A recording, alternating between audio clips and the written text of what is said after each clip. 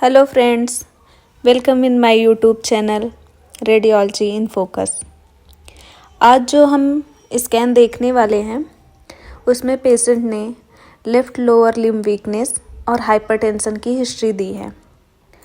जब patient weakness और hypertension की हिस्ट्री दे रहा है तो हमें स्कैन में क्या देखना होता है, ये आप में से बहुत लोगों को या फिर सब लोगों को पता होगा, बट जिसे नहीं पता या फिर जिन्हें पता है उनको मैं बताना चाहती हूँ कि आज हम इस स्कैन में ये जानेंगे कि अगर पेशेंट वीकनेस और हाइपरटेंशन की हिस्ट्री दे रहा है तो हमें स्कैन में क्या देखना होता है और कैसे देखते हैं। यदि आप ये सीखना चाहते हैं तो इस वीडियो को ध्यान से देखें और हमारे चैनल को सब्सक्राइब करें ताकि आपको हर दिन कुछ नया सीखने को मिलता रहे। फ्रेंड्स, आज का जो हमारा टॉपिक है वो ये है, अगर पेशेंट की हिस्ट्री वीकनेस और हाइपरटेंशन की है तो हमें स्कैन में क्या देखना होता है। तो चलिए टाइम को बिना वेस्ट करते हुए हम बढ़ते हैं अपने टॉपिक की ओर। हमने ले लिया T2 सीक्वेंस एक्सियल सेक्शन। अब हम स्टार्ट करते हैं। हमें इसमें कुछ वैसे खास दिखा नहीं, बट हाँ, इसमें जो हमारा सल्कस स्पेस है वो हमें प्रोमिनेंट लग रहा है। तो जो पेशेंट है उसकी जो एज है वो है 50+।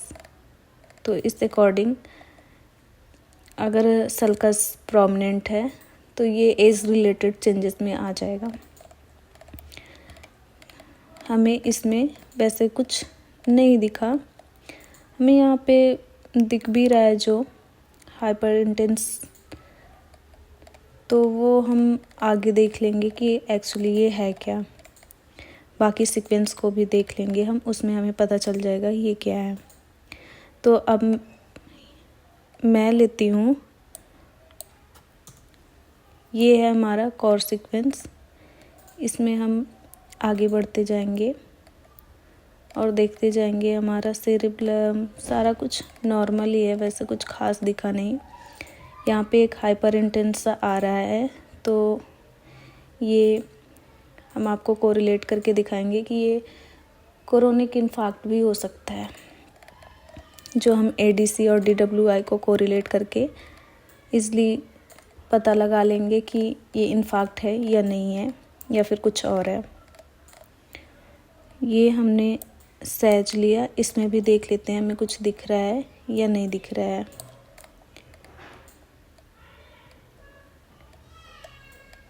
हमारा जो सैला है वो भी नॉर्मल है, पोन्स भी नॉर्मल है, सेरिब्लम भी नॉर्मल है, हमें इसमें भी कुछ नहीं दिखा।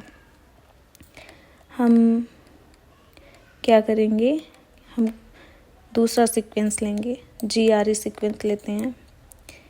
हमें ब्लीड चेक करना था, पेशेंट ने हिस्ट्री हाइपरटेंशन की दी है, तो ब्लीड देखने के लिए GRE सीक्वेंस सबसे अच्छा होता है। तो हमने क्या किया, GRE सीक्वेंस ओपन कर लिया। इमेज को अब हम आगे स्क्रॉल करते जाएंगे, कंट्रास्ट सेट कर लेते हैं थोड़ा। अब हम क्रॉस चेक कर लेते हैं कि कहीं हमसे मिस तो नहीं हुआ, क्योंकि पेशेंट को हाइपरटेंशन की हिस्ट्री है। तो हम आगे भी देखते रहेंगे कि ब्लीड होने के चांसेस तो होते ही हैं, अगर हाइपरटेंशन है तो ब्लीड होती ही होती है, बट ऐसा नहीं है कि हर पेशेंट को ब्लीड ही हो, तो कई बार नहीं होती है। तो वही हम चेक कर रहे हैं कि हमसे कहीं मिस ना हुआ हो, तो हम अच्छे से देख लें, बट हमें इसमें कोई भी ब्लीड नहीं दिखी। तो हम क्या करेंगे, हमने ये सारे सीक्वेंस देख लिए ना, हमें कोई ब्लीड दिखी ना कुछ दिखा, तो अब हम क्या करेंगे, अब हम सीधे उठाते हैं DWI इन्फार्क्ट देखने के लिए। उस अकॉर्डिंग हम देखते हैं। अभी तो ये इमेज क्लियरली दिखेगा नहीं हमें कुछ, हम थोड़ा कंट्रास्ट को सेट कर लेंगे। इन्फार्क्ट को बहुत ध्यान से ढूंढना होता है, कई बार बहुत छोटे छोटे इन्फार्क्ट होते हैं जो मिस हो जाते हैं, तो हमने मेडुला रीजन में कोई इन्फाक्ट नहीं दिख रहा है हमें, हमारा सेरेब्रम में भी कोई इन्फाक्ट नहीं है, टेम्पोरल रीजन भी आ गया, कोई इन्फाक्ट नहीं है। ये आपको सबसे पहले मैं आपको ये बता दूँ इन्फाक्ट DWI में दिखेगा कैसे, वरना आप बोलेंगे ये तो हमें पता नहीं था कि क्या हो सकता है, तो कैसे दिखेगा, तो हम कैसे देखेंगे, कैसे पता करेंगे कि इन्फाक्ट ही है। तो इसलिए मैं आपको बता देती हूँ कि आपको इन्फाक्ट कैसा दिखेगा, एक्यूट होगा तो और क्रोनिक होगा तो। अगर एक्यूट होगा तो वो DWI पे ब्राइट दिखेगा, अगर क्रोनिक होगा तो वो DWI पे डार्क दिखेगा। और अगर एक्यूट इन्फाक्ट है तो एक सीक्वेंस है ADC, अगर एक्यूट है तो उस पर ब्लैक दिखेगा, और अगर क्रोनिक है तो उस पर ब्राइट दिखेगा। तो चलें हम अब स्टार्ट करते हैं फिर से कि हमें कुछ दिख रहा है या नहीं दिख रहा है। मेडुला रीजन में कुछ नहीं दिख रहा है,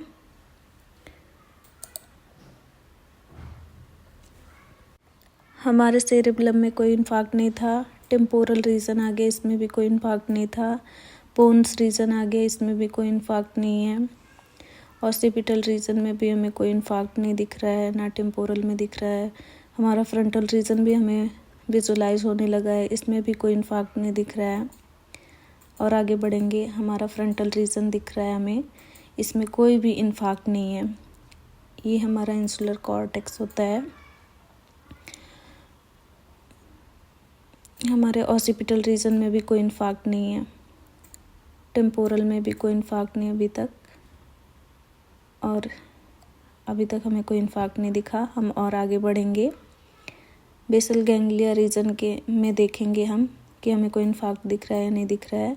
थैलमस हमारा नॉर्मल है, काउडेट न्यूक्लियस हमारा दोनों साइड का नॉर्मल है, हमारे वेंट्रिकल्स भी नॉर्मल हैं, पैराइटल रीजन भी हमारा नॉर्मल है,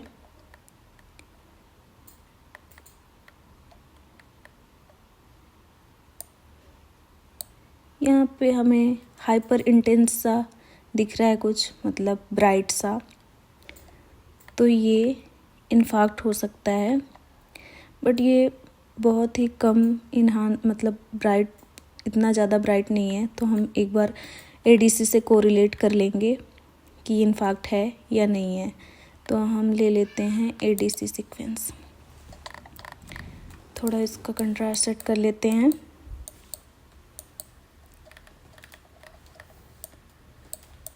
चलिए, इधर हमें कोई भी इन्फाक्ट नहीं दिखे थे, ना क्रोनिक दिखे थे, ना एक्यूट दिखे थे। बट यहाँ पे हमें देखिए, मैंने बोला था आपको अगर ADC है उसमें अगर ब्राइट दिखेगा तो वो क्रोनिक इन्फाक्ट होगा। तो मैं आपको फ्लेयर पे भी दिखा रही थी, मैंने ये चीज़ दिखाई थी आपको कि ये हो सकता है कि ये इन्फाक्ट हो, क्रोनिक इन्फाक्ट। तो ये रहा हमारा क्रोनिक इन्फाक्ट। और हम आगे बढ़ेंगे, जो हमें देखना था, एक सेकेंड,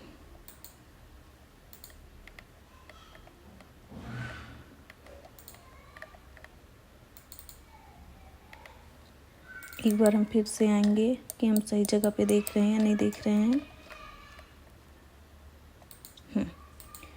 यहाँ पे हमें दिखा था ना, उस अकॉर्डिंग हम इसको अब देखेंगे। ये रहा, ये यहाँ पे डार्क है, तो ये कंफर्म हो गया कि ये एक्यूट इन्फाक्ट है और ये क्रोनिक इन्फाक्ट है। मतलब राइट फ्रंटल में एक्यूट इन्फाक्ट है जो टाइनी सा है, और राइट साइड में ही क्रोनिक इन्फाक्ट भी है पैराइटल रीजन में। ठीक है, तो आपको समझ आ गया होगा कि हम कैसे ब्रेन में इन्फाक्ट और ब्लीड को देखते हैं। बट वैसे इस पेशेंट में कोई भी ब्लीड थी नहीं, तो अच्छी बात है। अगर पेशेंट को कोई प्रॉब्लम नहीं है तो अच्छी बात है उसके लिए। बट एक छोटू सा इन्फार्क्ट है, एक एक्यूट इन्फार्क्ट एक छोटा सा है और एक क्रोनिक इन्फार्क्ट है, और एज रिलेटेड चेंजेस आ रहे हैं पेशेंट के, क्योंकि उसके जो सल्कस स्पेस हैं वो प्रोमिनेंट हैं। तो ये रहा आज का हमारा वीडियो। आई होप आपको समझ आ गया होगा कि हम कैसे देखेंगे इन्फार्क्ट को और ब्लीड को। तो मैंने आपको ये सारा कुछ अच्छे से समझा दिया है। अगर आपको कुछ नहीं समझ आ रहा है तो आप मुझे कमेंट बॉक्स में जाके कमेंट करके पूछ सकते हैं, मैं आपको रिप्लाई करूँगी वहाँ पे, ठीक है। और साथ ही साथ मेरे चैनल को सब्सक्राइब करिए ताकि मैं डेली एक न्यू वीडियो लेके आऊँ और आपको डेली कुछ नया सीखने को मिलता रहे।